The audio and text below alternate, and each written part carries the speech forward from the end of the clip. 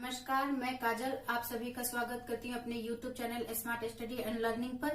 पिछले वीडियो में हमने व्याकरण एवं उसके प्रकारों को पढ़ा था और उसके प्रकारों में हमने वर्ण विचार देखा था। तो वर्ण विचार में हमें वर्ण, उसके प्रकार तथा उच्चारण स्थान आदि पढ़ने थे। तो आज हम वर्ण विचार ही पढ़ेंगे, लेकिन हम वर्ण विचार में वर्ण को जानने से पहले हम ध्वनि और उच्चारण स्थान के बारे में जानेंगे कि ये होता क्या है, क्योंकि इसका वर्ण में बहुत महत्व है। इसलिए हम इसे पहले जान लेंगे, तब हम वर्ण में प्रवेश करेंगे। तो आइए देखते हैं कि ध्वनि किसे कहते हैं। तो देखिए यहाँ ध्वनि है, ठीक। तो ध्वनि हम किसे कहेंगे देखते हैं। तो ध्वनि देखिए, बोलते समय जब हम बोलते हैं तो हमारे मुंह से क्या होता है, एक आवाज निकलती है, उसी को क्या कहते हैं, ध्वनि कहते हैं। जब हम यहाँ पढ़ा रहे हैं तो हम बोल रहे हैं तो एक मुंह से हमारी आवाज निकल रही है और आपके कानों तक ये आवाज सुनाई दे रही है, उसी को क्या हम कहेंगे, ध्वनि कहेंगे। अब यहाँ देखिए उच्चारण स्थान की, उच्चारण स्थान किसे कहते हैं। तो यहाँ दिया है कि जब ध्वनि मुंह के विभिन्न भागों से, या क्या है, विभिन्न भागों के सहयोग से निकलती है, इन भागों को क्या कहा जाता है, उच्चारण स्थान कहा जाता है। देखिए जैसे हम बोल रहे हैं तो हमारे मुंह से ध्वनि निकल रही है और यही ध्वनि हमारे मुंह के विभिन्न भाग यानी गले से लेकर ओठ तक जितने हमारे भाग होते हैं, जैसे कंठ होते हैं, तालु होते हैं, मूर्धा होते हैं, दंत होते हैं, ओष्ठ होते हैं, इन सभी भागों के सहयोग से क्या है, एक ध्वनि निकल रही है और उन्हीं ध्वनि को क्या कहते हैं, उच्चारण स्थान कहते हैं। तो चलिए अब हम वर्ण देखते हैं कि वर्ण किसे कहते हैं। तो आइए देखते हैं कि वर्ण किसे कहते हैं।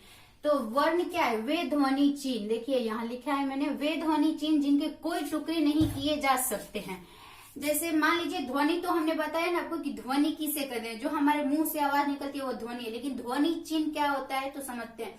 जैसे हम बोल रहे हैं तो हमारे मुंह से ध्वनि निकली और हम बोल रहे हैं कि जैसे म, क, प, तो कैसे पता चलेगा कि इसका चिन्ह क्या होता है। तो बहुत विद्वानों या मान लीजिए कोई इंसानों ने सोचा कि हम जब ध्वनि मुंह से निकालते हैं, जो बोलते हैं उसका एक चिन्ह भी तो होना चाहिए, तभी तो हमें पता चलेगा कि आखिर वो लिखाएगा कैसे, होगा क्या। तो जैसे मैंने म बोला, ये ध्वनि मेरे मुंह से निकला म, तो इसका एक सिंबल दे दिया म। प बोला तो इसका एक सिंबल दे दिया गया प। तो ये तो मेरे मुंह से म ध्वनि निकला, लेकिन इसका चिन्ह क्या हो गया, म प, ये एक चिन्ह हो गया। इससे पता चल रहा है कि म ऐसे लिखाता है, प ऐसे लिखाता है। वही बोल रहे हैं कि जो ये ध्वनि चिन्ह है या तो ये ध्वनि चिन्ह है, क्या है, इसके कोई टुकड़े नहीं हो सकते हैं। इसी को हम क्या कहेंगे, वर्ण कहेंगे। ठीक, वर्ण में देखिए अ, आ, हर्षई, दीर्घई, हर्षौ, क, ख, य आदि आते हैं। मतलब यहाँ मैंने क लिखा है लेकिन आधा क लिखा है, क में हलंत दिया है। क्यों आधा क लिखा है, क्योंकि ये भी वर्ण में आते हैं। जैसे हम देखिए यहाँ आपको समझाते हैं। मान लीजिए ये हमारा क बनता है, तो ये क हमारा कैसे बनता है। तो देखिए यहाँ आधा क प्लस अ इक्वल मिलके क्या बनेगा, क बन गया। क्योंकि व्यंजन वर्ण क्या होता है, स्वर वर्ण की सहायता से बने, उसी को हम व्यंजन वर्ण करते हैं। तो व्यंजन वर्ण में अ की मात्रा होती है, इसीलिए हमारा क हो गया। या आप इसको पूरा क, ख, य भी कह सकते हैं।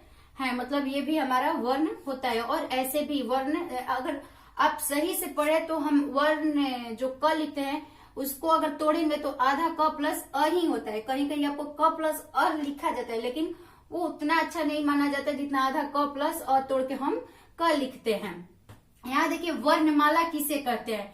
तो वर्णमाला, वर्णों के क्रमबद्ध समूह को क्या कहते हैं, हम वर्णमाला कहते हैं। तो क्रमबद्ध समूह को हम वर्णमाला, जैसे क्रमबद्ध का अर्थ समझिए, जैसे एक साथ जो चलता है, क्रम के अनुसार चलता है। जैसे अगर स्वर वर्ण है तो स्वर वर्ण क्रम के साथ चलते हैं, अ, आ, हर्षई, दीर्घई, हर्षौ, दीर्घौ, एक साथ हमने उसको क्रम के साथ लिखा। जैसे हमारे क ख ग गए, क वर्ग है, प वर्ग, क वर्ग में हम लिखते हैं तो क, ख, ग, घ, अंग, ये सब लिखे तो एक क्रम में लिखा रहे, उसी को हम क्या कहेंगे, क्रमबद्ध समूह है। वही बोल रहा है कि वर्णों के क्रमबद्ध समूह को वर्णमाला कहते हैं। हिंदी के वर्णमाला में 52 वर्ण या ध्वनि होते हैं। जैसे मैंने यहाँ बताया ये कि ध्वनि चिन्ह होता है कौन सा, जैसे क, ख, ग, वही, तो ये सब मिला के क्या होते हैं, 52 वर्ण या ध्वनि होते हैं यूज। तो चलिए हम बताते हैं कि 52 वर्ण ध्वनि कौन कौन से हैं और वर्ण के प्रकार कितने हैं, तो इसको समझते हैं। हम यहाँ देख लेते हैं पहले वर्णों को कि कौन से वर्ण किसके अंतर्गत आते हैं और तब हम उसको परिभाषित करेंगे। जो हमारी 52 वर्ण ध्वनियां हैं उनको देख लेते हैं। तो देखिए यहाँ हमने लिखा है कि यहाँ आ हर्षय दीर्घई हर्षो दीर्घ री ए ओ औ, ये जो है हो गए, ये टोटल जो 11 हैं, ये टोटल 11 हैं। और ये जो 11 है ये क्या है, स्वर वर्ण है, इनकी संख्या 11 है और ये स्वर वर्ण के अंतर्गत आते हैं। यहाँ देखिए हमने लिखा है अन और अ, ये भी यहाँ 2 हो गए, ये 2 है। जो ये 2 वर्ण है ये अयोगवाह के अंतर्गत आते हैं। अयोगवाह देखिए क्या होता है, जैसे हमने यहाँ देखिए अन, जो ये हमारा अन हो गया, इसमें यहाँ अनुस्वार है, अनुस्वार है, ठीक है। और ये जो हमारा अह हो गया, अ है, इसमें क्या है, विसर्ग है। ये क्या है, विसर्ग, विसर्ग। तो देखिए इसमें अनुस्वार है और इसमें विसर्ग है। तो विसर्ग जब हम बोलते हैं तो ह आता है, विसर्ग। और अनुस्वार में अन, मतलब न का मात्रा आता है, और यहाँ विसर्ग का मात्रा आता है। तो ये देखिए ये अनुस्वार और विसर्ग ये दोनों मिलकर क्या बन जाते हैं, अयोगवाह। ये अयोगवाह बन जाते हैं। अब हम यहाँ समझते हैं। तो ये देखिए कि ये जो स्वर हो गए 11 और ये अयोगवाह 2, तो 11 2 13 यहाँ मिल गए हमारे वर्ण।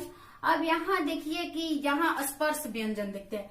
क, ये जो क ख ग घ अंग, इस सारे को क्या कहते हैं, हमने पहले बताया था कि वर्णमाला किसे कहते हैं। तो वर्णों के क्रमबद्ध समूह को वर्णमाला कहते हैं। देखिए इसका एक क्रमबद्ध समूह है क ख ग घ अंग, और इसको हम क्या पूरा बोल देंगे, इसको हम पूरा कहेंगे कि ये क्या है, क वर्ग है, ये क वर्ग है। वैसे ही ये च वर्ग है, ये ट वर्ग है, ये त वर्ग है और ये प वर्ग है। तो ये क वर्ग से लेके और यहाँ तक प वर्ग तक ये कौन सा वर्ण है, स्पर्श व्यंजन वर्ण हो जाए, ये स्पर्श व्यंजन वर्ण हो जाते हैं। तो इनकी टोटल संख्या कितनी होती है, हर एक में 5 संख्या है, हर एक में 5 है। तो 5 और 5 ये क वर्ग से लेके प वर्ग तक इनके 5 वर्ग है। तो 5 और 5 कितने हो जाएंगे, टोटल ये 25 हो जाते हैं। टोटल इनकी संख्या क्या हो जाती है, 25 हो जाती है।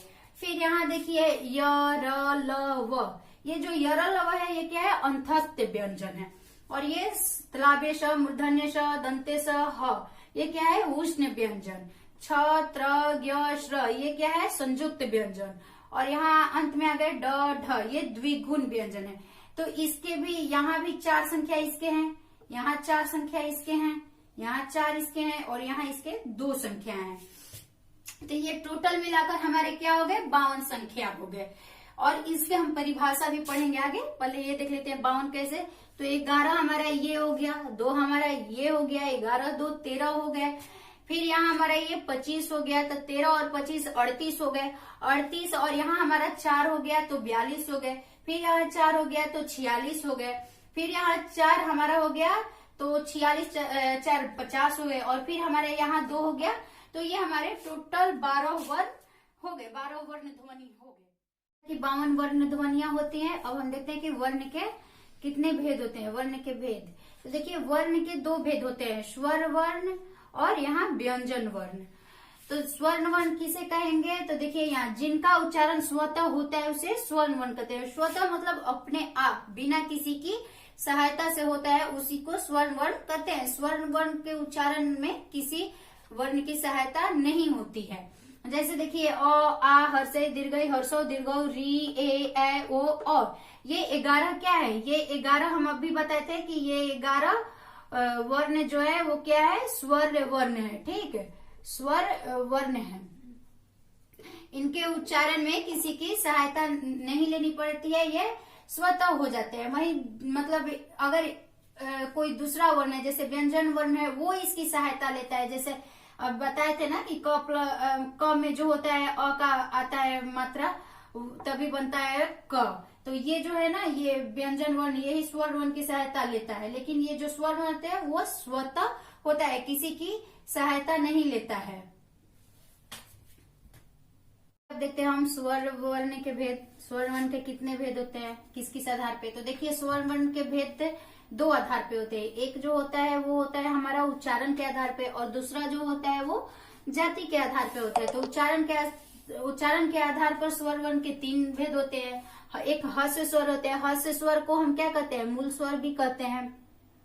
एक हमारा दीर्घ स्वर होता है, प्लुत स्वर होता है। ह्रस्व स्वर का अर्थ होता है कि जैसे छोटा स्वर भी इसे कह सकते हैं, मतलब जो कि कम समय लगता है। दीर्घ स्वर जो कि उच्चारण में ज्यादा समय लगता है। जैसे हम पहले पढ़ते थे बचपन में, देखिए हम पढ़ते थे कि जैसे अ आ, हर्षई को हम क्या कहते हैं, छोटकी ई, दीर्घई को बड़की ई, हर्षों को छोटका उ, दीर्घों को बड़का उ कहते हैं। वैसे जो ये हर्ष है ना, तो हर्ष में जैसे आ जाते हैं, आ जाते हैं, हर्षौ आ जाते हैं, हर्षई आ जाती है, हर्षौ आ जाती है। ये जो है हर्ष स्वर या मूल स्वर इसे कहते हैं, जो छोटा मात्रा हो, मतलब उच्चारण में कम समय लगे। और दीर्घ स्वर में जो ज्यादा, मतलब दीर्घ का अर्थ ही होता है कि बड़ा, तो थोड़ा ज्यादा समय लगे और मात्रा भी हो, ज्यादा मात्रा हो, उसमें दीर्घ स्वर कहते हैं। और यहाँ देखिए जाति के आधार पर बांटा गया है सजातीय वर्ण, विजातीय वर्ण। तो सजातीय का अर्थ ये होता है कि जैसे एक समान जाति के, जैसे मैं एक शिक्षक हूँ तो मैं एक शिक्षक जाति में, और भी सारे शिक्षक है तो क्या है, मेरे जाति में है। जैसे आप मान लीजिए छात्र हैं तो आप एक छात्र जाति के, और भी बहुत सारे बच्चे बच्चियां हैं जो छात्र हैं तो आपके जाति में है। तो इसी को हम क्या कहते हैं, एक समान जाति के। और यहाँ हो गया विजातीय। तो देखिए ये विजातीय जो है, इसका मतलब ये होता है कि समान जाति का ना होना। जैसे अलग अलग जातियां मतलब जैसे मैं एक शिक्षक हूँ तो मैं एक शिक्षक जाति के हो गई, और जैसे आप एक छात्र है तो छात्र जाति के। तो हम शिक्षक का काम है पढ़ाना और छात्रों का काम है पढ़ना, तो दोनों का पेशा अलग हो गया, दोनों की जातियां अलग हो गई, वही क्या हो गया, विजातीय वर्ण हो गया। भेद के जो प्रकार, जो स्वर वर्ण के भेद है उनको हम अब परिभाषित करेंगे। अब आज यहाँ हम ये इतना ही रहने देते हैं इस वीडियो में। एक बात और समझ लीजिए, जैसे कि मैंने पहले भी समझाया था कि वर्ण विचार और वर्ण में फर्क होता है। वर्ण विचार में मैंने पहले भी बताया था कि वर्ण विचार में वर्ण के परिभाषा, वर्ण के प्रकार, उच्चारण, रास्ता आदि बहुत सी चीजें आती हैं। और वर्ण विचार कैसे भी समझ लीजिए, वर्ण विचार को इंग्लिश में भी ऑर्थोग्राफी कहते हैं। इसको इंग्लिश में हम ऑर्थोग्राफी कहते हैं। मतलब इसका इंग्लिश भी अलग होता है, ऑर्थोग्राफी होता है। तो ऐसे ही समझ में आ रहा है कि ये अलग है। और जैसे वर्ण को यही हम कहते हैं कि लेटर होता है, वर्ण को हम इंग्लिश में क्या कहेंगे, लेटर। तो देखिए ये इंग्लिश वर्ड से भी समझ लीजिए कि लेटर और ऑर्थोग्राफी हो गया। और मैंने पहले भी ये समझा दिया कि वर्ण विचार के अंतर्गत बहुत सी चीजें आएंगे, और ये वर्ण जो है लेटर हो गया। वर्णमाला को हम अल्फाबेट कहते हैं, स्वर वर्ण को हम वॉवेल कहते हैं, और कंसोनेंट को इंग्लिश में हम, व्यंजन वर्ण को हम इंग्लिश में कंसोनेंट कहते हैं। वीडियो में स्वर वर्ण के भेदों के प्रकारों को पढ़ेंगे कि क्या होते हैं, इसके अंदर कौन कौन से वर्ण आते हैं। और आज का पढ़ाया हुआ मेरा अच्छा लगा हो तो आप वीडियो को लाइक, सब्सक्राइब और शेयर जरूर करें। Thank you.